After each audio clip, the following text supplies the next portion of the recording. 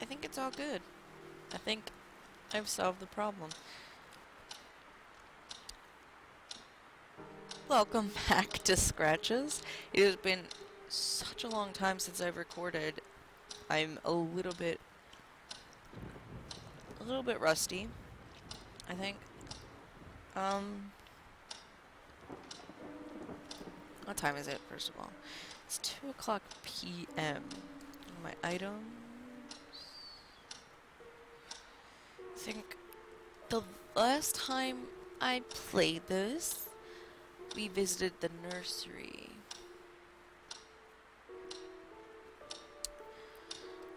Um, and then we went upstairs. I don't know, did we try calling Jerry? I think the phones were down.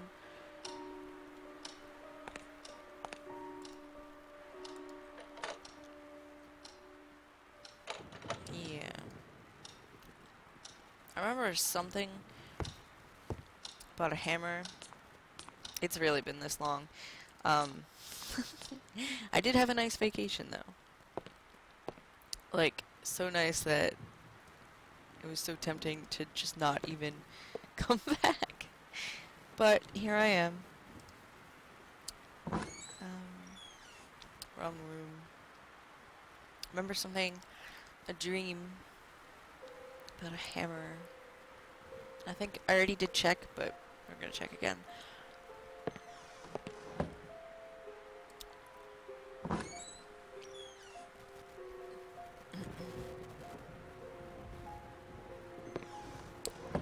So,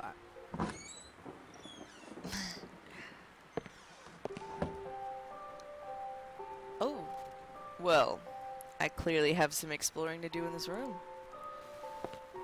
The hammer was over here by this thingamajig.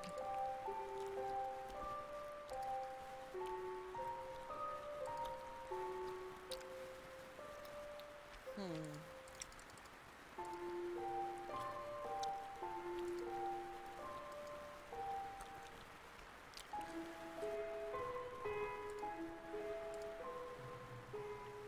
Okay.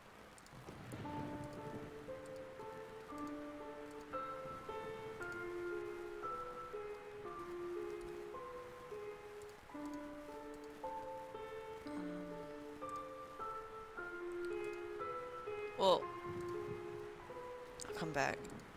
I want to see over here. I don't know. I keep feeling like something's supposed to happen over here. That this missing spot. I feel like, I don't know. I feel like I'm missing something.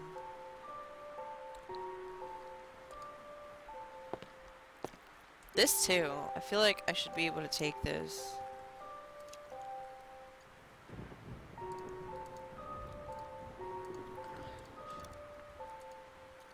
No. Oh no. Smash it.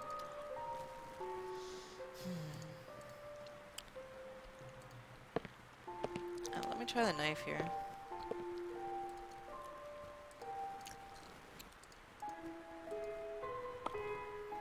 Ooh.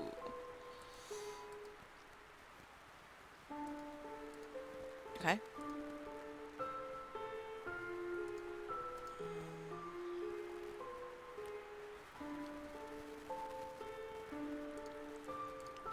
Oops. Um.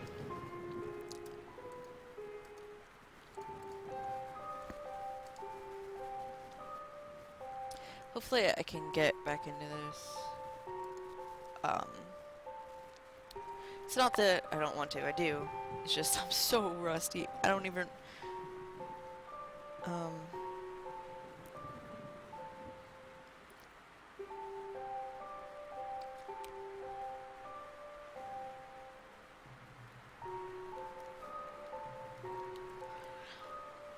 I'm so rusty at recording. God, I'm afraid to even start editing. I'm sure I'll remember everything when I get back to it. It wasn't that long. It was like a week.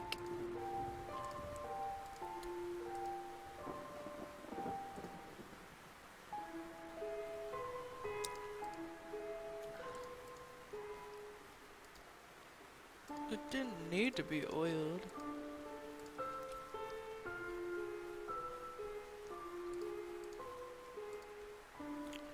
Well, I really don't know what I could possibly do to get this thing to move. I don't even know how to get out of here.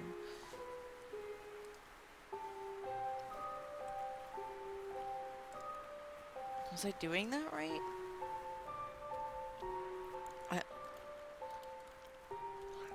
They looked rusty to me. I think they'd need to be oiled.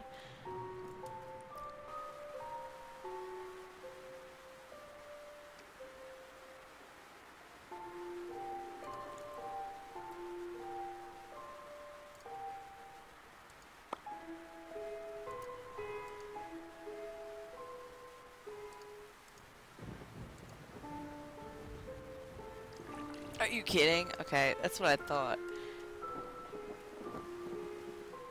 I guess because I wasn't exactly on the wheels, it was telling me it didn't need to be oiled.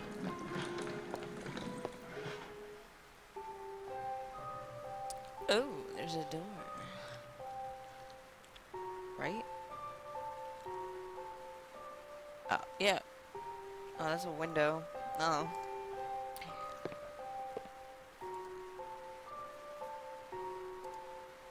Well, I could... Yes! I have no idea what's going to be in here. But it is so dark.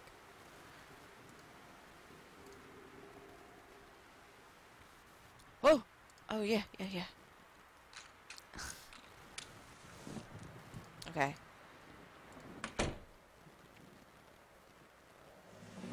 Oh, oh, oh. It's not what I was expecting at all. It's an odd African mask. Yeah. Yeah.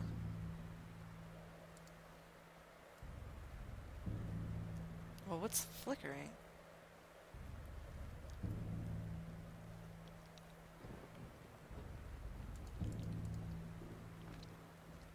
Clearly something needs to be done here, so I'm not leaving.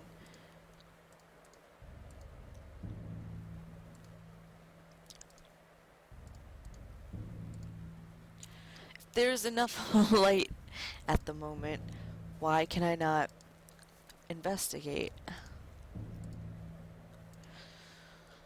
Ugh. It's really frustrating. Just, I can see the pieces of paper.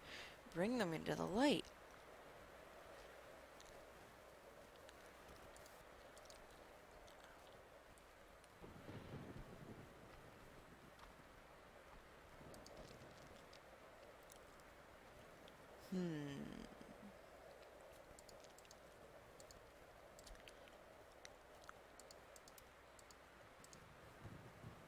Maybe clean it? It is pretty... No, it's pretty filthy.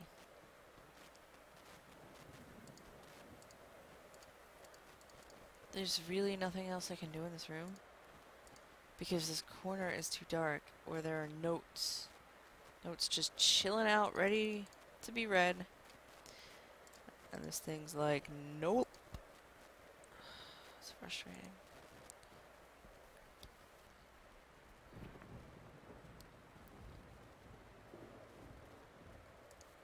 Are you kidding me? Well,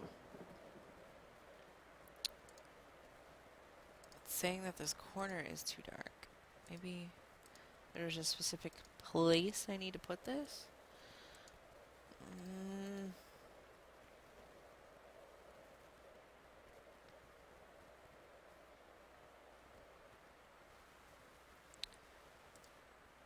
Well,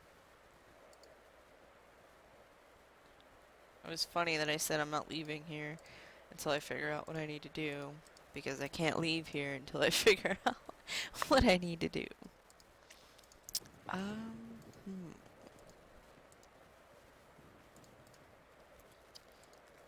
Yes, but that's not already lit.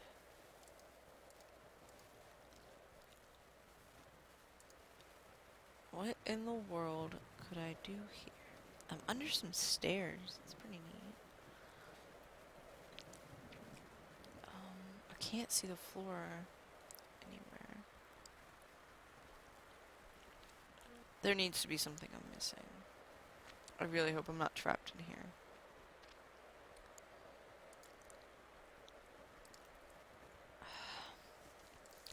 Just break it. Shatter it. Burn it. I don't care what you do.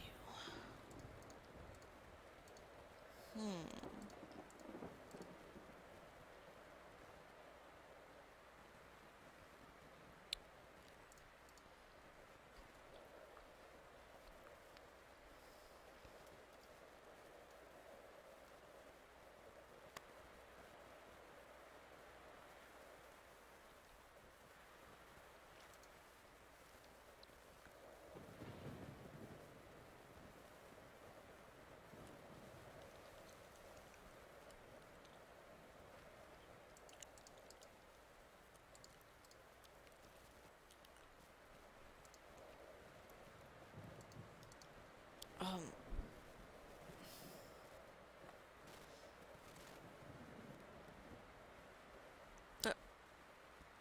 Oh. Okay.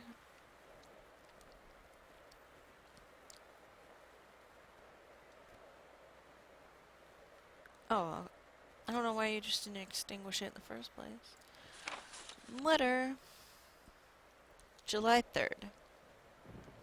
My recent researches on the Dhalmar have shed some light upon their terrible activities. I understand now that the lack of existing information about them was not only a cause of their small size and rarity, but also a reluctance or rather superstitious attitude towards their nature. Even some of the most important historians of South Africa will refuse to mention their name, usually referring to them as the War Tribe. After digging into some of the most obscure books I could find about the subject, I must admit that now reading about them made me nervous and uneasy, bringing back the memory of those horrible acts I witnessed on that day. I can't understand why any human being, uncivilized or not, would behave in such a manner. War among savage tribes is, of course, a very common thing, and reoccurring theme in history, but the Dhalmar, they went even beyond war. Usually a tribe will engage in battle to conquer new territory or perhaps defeat an enemy. They did it for the sole reason of destruction and extreme love for violence. The accounts of their actions is downright scary. They'd invade villages, slaughtering every inhabitant without regard for their sex or age. Men, women, children would inevitably perish by their fury and hate, which is, I think, the most unsettling element of their stories. They didn't use any weapons. They killed villagers with their bare hands and teeth, as if they were drawing power from an unearthly source. I find it hard to believe, and if I hadn't, I find it hard to believe this. Oh, I find it hard to believe this. Yeah, that makes sense. And if I hadn't seen them with my own eyes, I'd say that they were some kind of wild legend. Once they'd slaughter every living thing in the village, they'd burn it to the ground, every single construction or possession of the fallen villages. Proof that they definitely were not interested in conquering or even taking some advantage of their terrain. Their motives were moved solely and purely by an incredible disdain of life and hatred towards anything that wasn't from their own village.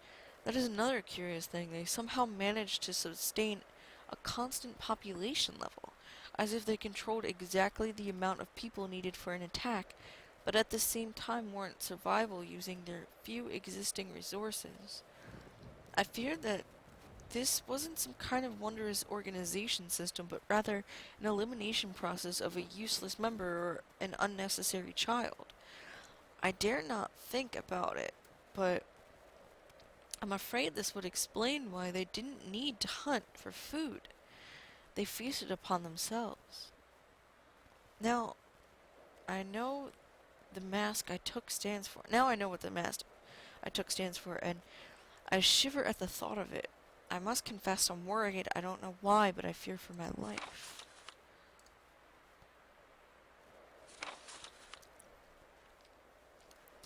This one was on June 24th, 1962. Dear Christopher, please excuse the tone of this letter.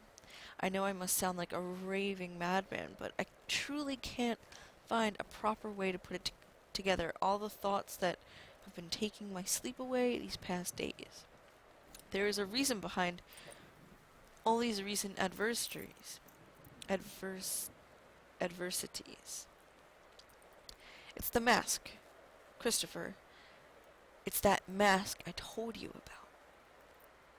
I wouldn't believe it myself if I hadn't studied its origins on my own, but it's really the source of all my suffering. The tribe it belonged to, I must confess I didn't take the mask by appropriate means. And I fear this might have unleashed some terrible wrath against my life and everything that surrounds me. It's been over a year since I witnessed the most outrageous acts of violence that not even in my worst nightmares could I have imagined, and the mask was the epicenter of it all. What I was thinking of when I took it was beyond me. It was probably a vicious streak of greed, but I can see clearly now. It represents evil, and I'm truly convinced that this evil can somehow take shape and punish those who have disgraced it. I did, and now I must face the consequences. I will take some more time to investigate this. I might even go back to South Africa to seek help, although something tells me not even returning the mask would do any good. The damage is already done, and I believe it's getting worse as the days go by. Every time I walk past the gallery, I can hear some incessant odd chatter, as if something was being plotted inside, and those voices, Christopher, they seem to be angry. Please help me. Come and see me as soon as you can, James.